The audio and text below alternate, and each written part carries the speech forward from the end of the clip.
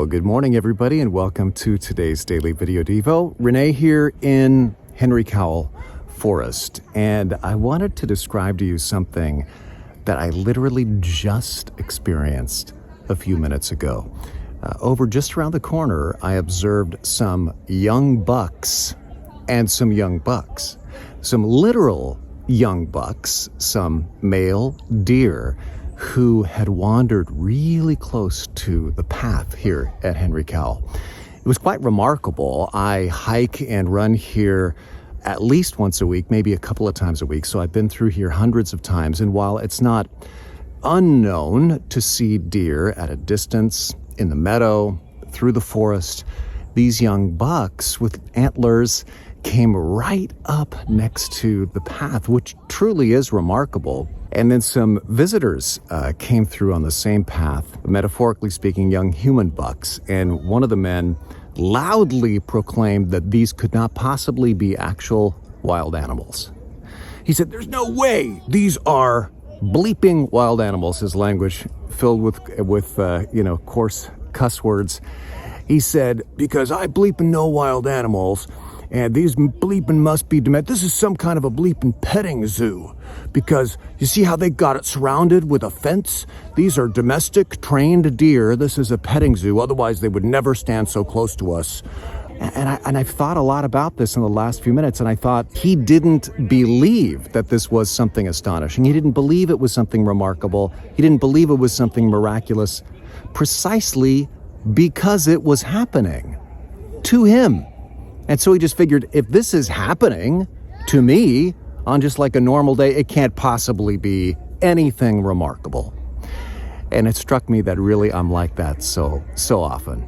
You know, I had a critical spirit toward this young buck until I realized I do that all the time, where there's things that are astonishing and remarkable and miraculous around me every day, and yet I don't see them as wondrous works of God, precisely because they are happening to me, right? On a normal day. So it must not be remarkable. And so I miss it. You know, look around you every day. There are things just as astonishing as those deer that appeared before me on my path. That baby that you see today will never be that same age again. That flower that you see today will never be that same quality again. It will wilt very quickly. Those clouds, you see that cloud formation, you will never see that same cloud formation again. That sunset, that sunrise, you'll never see the precise same colors, same cloud shapes as you do on that day. There are remarkable, astonishing, miraculous things around us every day. And we need to consider them not just for our own contentment and delight, but also really because it helps us appreciate God. You know, in the book of Job, God himself shows up on the scene.